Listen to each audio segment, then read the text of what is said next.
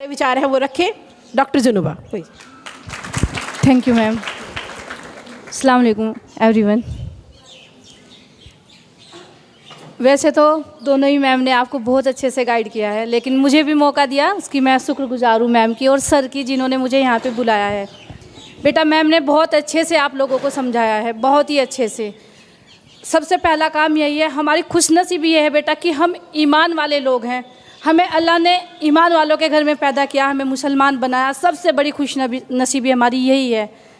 और इसी के साथ साथ एक जज्बा है हमारे अंदर कुछ भी करने का। कुछ भी का मतलब हम वो सब कर सकते हैं जिसके हमारे माँ बाप सपना देखते हैं।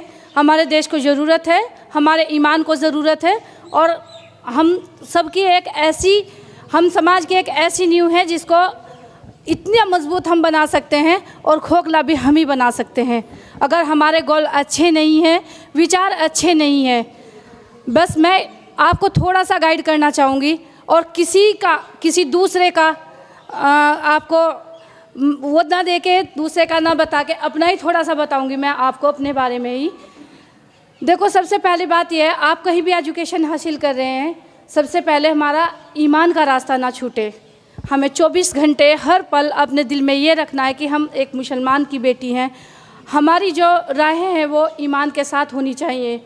कोई हमें गुमराह नहीं कर सकता, गुमराह तो होना ही नहीं है। मैम ने बहुत अच्छे से गाइड किया। ये सब चल रहा है बेटा, जो मैम ने आपको बताया ये सब चल रहा है। कुछ लोग हैं जो फंसाते हैं और हम लोगों को फिर दुनिया और आखिरत का कहीं का नहीं छोड़ते, और हम मुँह दिखाने लायक भी नहीं रहते और बताने के लायक तो बिल्कुल भी नहीं रहते। और वहीं पे सुसाइड तक की नौबत हमारी आ जाती है, और लड़कियां करती भी हैं। कुछ करती हैं, कुछ इस सुसाइड का शिकार खुद होती हैं, और कुछ लोग कर देते हैं, मर्डर जो हो जाते हैं इस टाइप से। कहीं भी आप एजुकेशन हासिल कर रहे हैं, एक तो ना सवाल करना सीखिए। आपके मन में, हम भी अगर बात कर रहे हैं, सर बात कर रहे हैं, किसी भी सोसाइटी में, किसी भी इंस्टीट्यूट पे आप बैठे हैं, कहीं भी किसी भी कोचिंग सेंटर पे आप बैठे, अगर मन में कुछ पढ़ते या सुनते कोई भी विचार आता है तो सवाल करना सीखिए। जब आप सवाल करोगे तो आपके टीचर को ये पता चलेगा कि आप सीख रही हैं, ध्यान दे रही हैं और आप कोशिश कर रही हैं। अगर चुप रह के सुनती रहोगी तो फिर अच्छा नहीं लगता है कि पता नहीं ध्यान है या नहीं है। और जैसे कि मैम ने बताया कि सबसे बुरी चीज़ ये है, लेकिन अगर हम इसका सही इस्तेमाल करें तो सबसे अच्छा गाइड भी यही है। बस फ़र्क ये है कि हमें इसका इस्तेमाल कैसे करना है। हमें किसी की दूसरे की ज़रूरत भी नहीं पड़ती, हर चीज़ इस पे मिल जाती है। दूसरी बात ये है, टैलेंट वहाँ से भी निकल के आता है बेटा जहाँ हम लोगों को उम्मीद नहीं होती।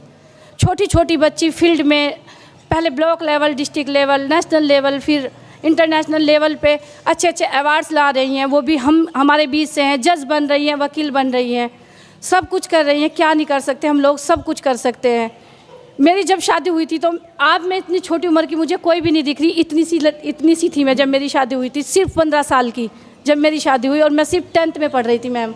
मेरा रिजल्ट जो है बाद में आया था, मेरी शादी के बाद मेरा रिजल्ट आया था। और आज MA, BA सब कुछ करके अभी भी पैट की तैयारी कर रही हूँ।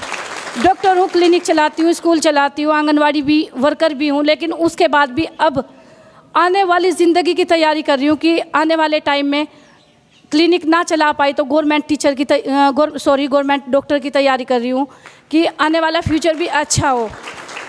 बेटी को पढ़ा रही हूँ, बच्चों को पढ़ा रही हूँ। फ्री एजुकेशन का भी जितना हमसे हो सकता है, साजिद सर तो बहुत ज़्यादा करते हैं, उतना तो हम लोग कर नहीं पाते, लेकिन हमारी भी कोशिश यही रहती है कि हर बेटी पढ़े, बढ़े और अपना ध्यान रखे, इज़्ज़त का ख्याल रहे, सवाल करे, टैलेंटेड बनिए, नमाजी बनिए और अपने मुस्तकबिल को आगे बढ़ाइए, अपनी एक नई पहचान बनाइए। आप लोगों को मेरी बहुत बहुत शुभकामनाएं। धन्यवाद।